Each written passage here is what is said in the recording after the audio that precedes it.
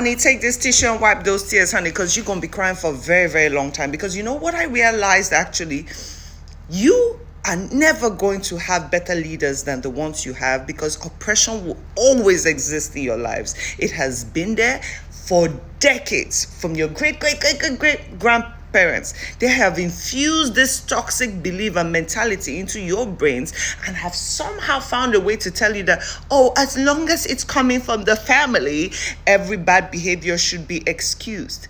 You can never get out of oppression. Even if we finally have great leaders, you will always be stagnant. Always. Last night I stayed and I was just reading through comments because I love responding to comments, and apart from all the idiots that called me stupid and idiot and old fool, and somebody even went as far as saying that I beat up my father. Whew! First of all, I would never disrespect my parents like that. You see, I'm almost 40 years old, and if my mother wants to discipline me, I'll still listen to her because that's how I was raised. And I'm sorry, there's no family member that abuses me or does anything to me. I would cut you off and walk away, because guess what? I need to protect my mental state of mind in order to raise the next generation and in order to break away from ancestral curses, my darling. Now, let's go back to the topic. A lot of you, male and women, I expect it from the male because most of you are so damaged and in such a need for control, especially controlling the females around you, that you do not see what is wrong or right. You would justify rubbish all the time. But for the women, these same women that are being oppressed by their own same mother-in-laws, these are women that were oppressed before, but how can they suffer alone? No, they must make you feel it. So they do the same thing to you. And what tickles you so much is not that I said, oh my God, the father was wrong. What tickles you is that you go through pain on a regular. You were mentally destroyed. You were traumatized as a young one, and you cannot be the only one feeling it. So you rather push it on to somebody else, and you come for someone like me. Honey, I am free. We are not the same. They call me a content creator. Good for them. I try to educate you guys how to change your mindsets, because if you stay in the same mindsets, you will get the same results. You call yourself humans and good people, but you cannot tell, and you make excuses for bad behavior at every turn, and you think you deserve better leaders. No, you don't. You are exactly like them. Because as long as everyone can feel the pain you're going through, you're fine with it. The same oppressed mindsets will tell you that, oh my God, just because I am Yoruba, I'm going to vote for Tinubu. You sweat and suffer every single day, but you will still choose the same people that oppress you, because after all, it's culture. After all, it's tradition. And guess what? In this case, after all, it's family. Now let's get into the story again. Realistically, what exactly did you think the father of this Big Brother girl was going to do? You thought he was going to potentially go to jail and still go tell the police with his whole chest that, oh my God, I actually beat her for no goddamn reason. You thought he was going to do that. Is he not home right now? Because they have used this sympathy thing and the word discipline. This is why a lot of you families do not get punished for your actions, because you classify it as discipline. Let's even go into it. This whole thing is always about money. Oh, they try to say, oh, but she hit me first. She used the AC hanger. Honey, which home actually has an AC hanger just hanging around?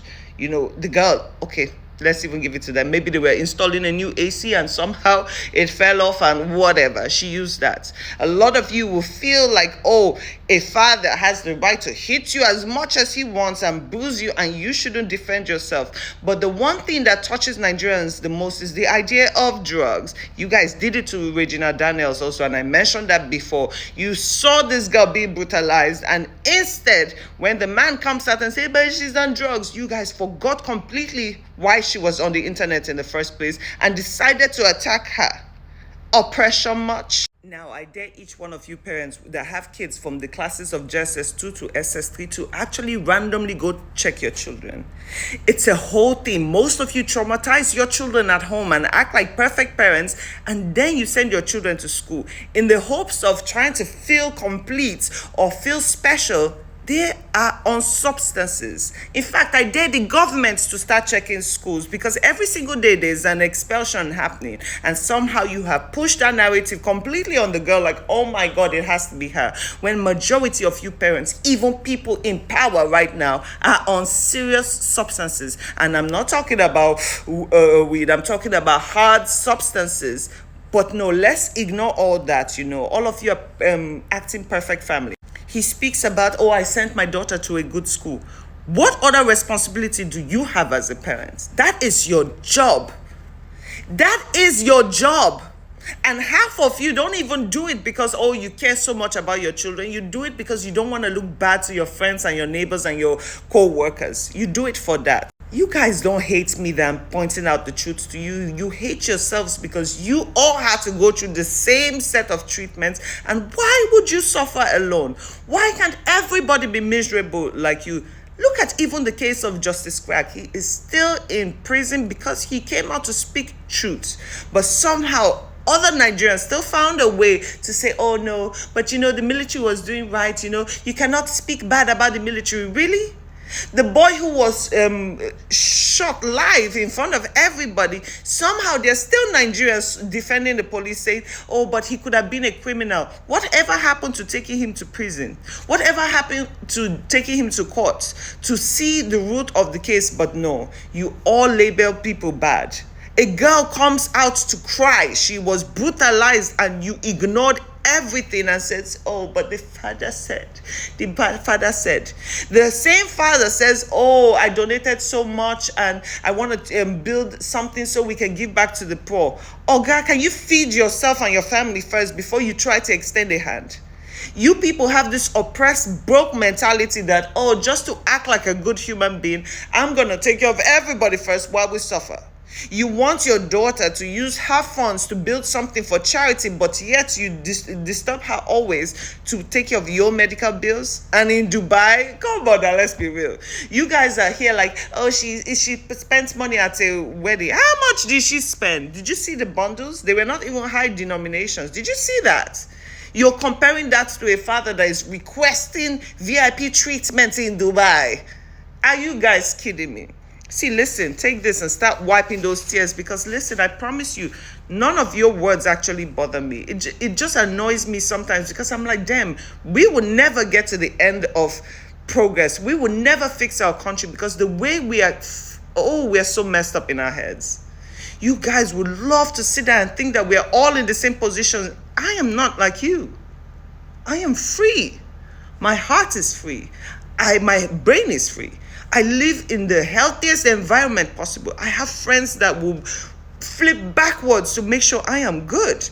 I circulate myself with love. And even as I am almost 40 years old, my mother at any moment can still discipline me if she chooses to, because that's how I was raised. And it's done in an environment of love and care. But no, you think you cancel away abuse. You find excuses for abuse. If a woman comes and says she was essayed, you will still find a way to ask her, but how? But what was she wearing? What was she doing? Really? Instead of you guys to solve the root of the problem and tell me it's a family affair, I just come on the internet to create content. Yes. As long as you bring your shit on the internet, I will speak about it, and I will turn each one of them into a teaching moment. Because listen, we will never move forward if we do not change our mindsets. Most of you, 90% or 90% of you live in a slave mindset.